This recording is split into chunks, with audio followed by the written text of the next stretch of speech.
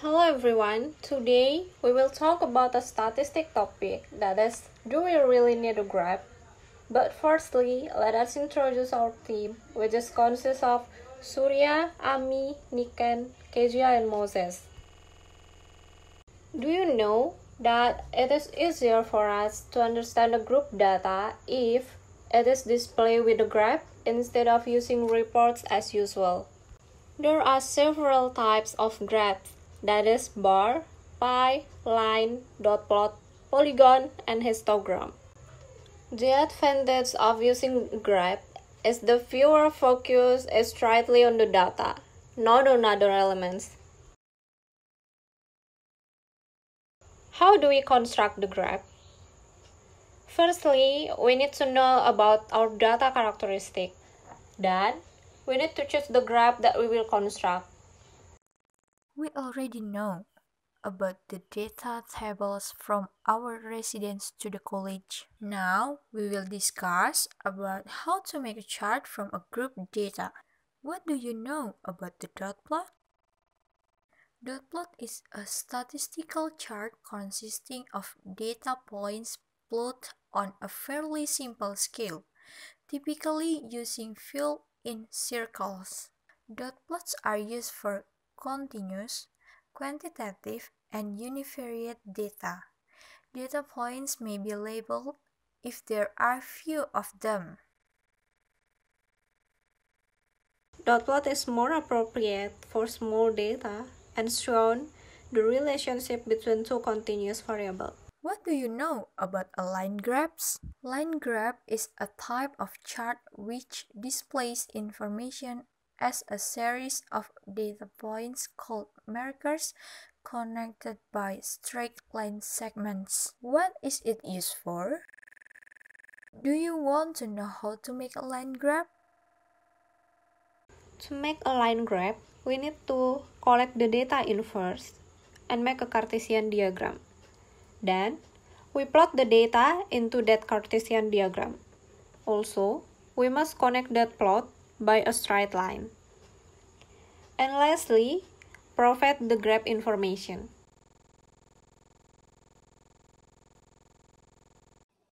What is frequency polygon? Frequency polygon is graph which use line to connect the midpoint of each classes or interval. The height of each point represents the frequency. Frequency polygon also can be created by midpoint of interval. You can use histogram or not to make frequency polygon. Why is it called frequency polygon? Because the line graph creates like half of polygon. What is it used for? Frequency polygon is used to show the shape of data distribution. Why we must know the shape of data distribution? The shape of data distribution shows the skewness of data distribution. A glimpse about skewness. Skewness is a measure of the asymmetry of data distribution. Is it positive skewness or negative skewness? Negative skewness has a long left tail. Positive skewness has a long right tail. Type of skewness is used to estimate the mean, median, and mode. To develop your understanding of frequency polygon, let's see the example. First step, make Cartesian coordinates.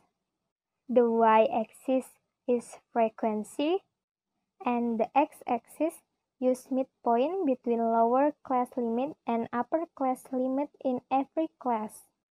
Added lower class limit and upper class limit, then divided it by 2.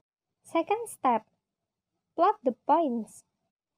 Third step, connect the dots with straight line. The end of the line in frequency polygon graph should start at 0 and end at 0 in x-axis. Why? If not, we cannot call it polygon. How to make frequency polygon with histogram? First, create histogram. Second, find midpoint of every interval. Third, connect with straight line. Now, we will discuss about ogive graph. What is ogive graph? Ogive, sometimes called a cumulative frequency polygon. Ogive is a type of frequency polygon that shows cumulative frequency. This is an example of ogive graph. Vertical axis or a vertical scale shows cumulative frequency, and the horizontal scale shows class boundaries. Any two kinds of ogive. First, negative ogive. Negative ogive present cumulative frequency distribution tables more than. Negative ogive is like a quicksand. If you trap in the quicksand, your body will suck into it. It means the line from the top down. And the second, positive ogive. Positive ogive present cumulative frequency distribution tables less than. This graph is an example of positive and negative ogive. Now, how to make ogive graph? We will use this data to explain it. The first step, make a relative frequency table. You can calculate it to decimal or percentages. In here, I will make 2 percentages. In the first interval, we have 24 in frequency. 24 divided by 32, then multiplied by 100%, and the value is 75%. The second step, decide ogive that you want to make. You want to make positive ogive or negative ogive or both. Third step, make a cumulative relative frequency table. Cumulative means add the frequency of a class with the total frequency of previous classes.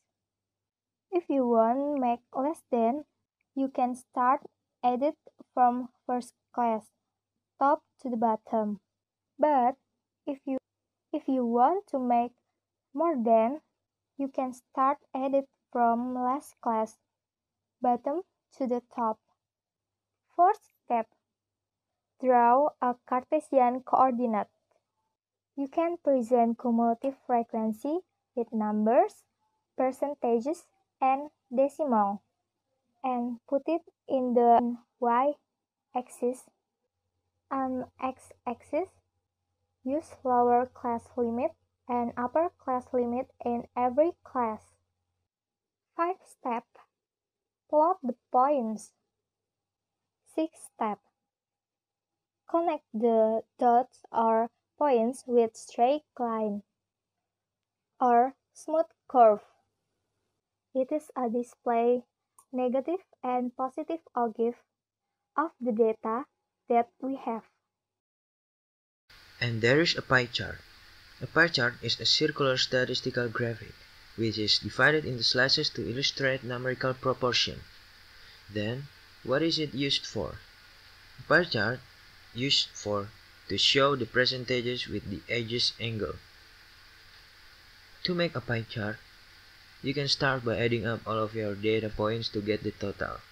Then, divide each data point by the total, which will tell you the percentage that each data point makes up of the total.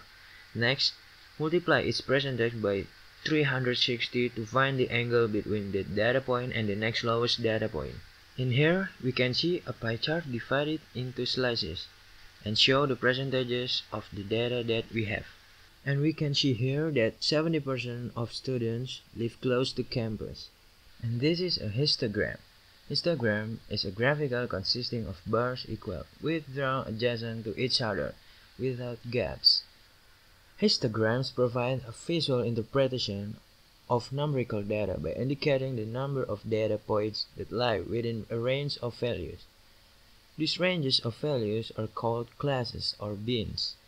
To make a histogram, follow these steps. First, on the vertical axis, place frequencies. Label this axis frequency. And then, on the horizontal axis, place the lower value of each interval. Then, draw a bar extending from the lower value of each interval to the lower value of the next interval. And we can see in this histogram, the first range shows the highest frequency than the other ranges. Alright, that is our short talks about do we really need a graph? We hope all of you guys can make your own conclusion based on your understanding. Finally, we want to say thank you for your attention and see you on the next video. Bye bye!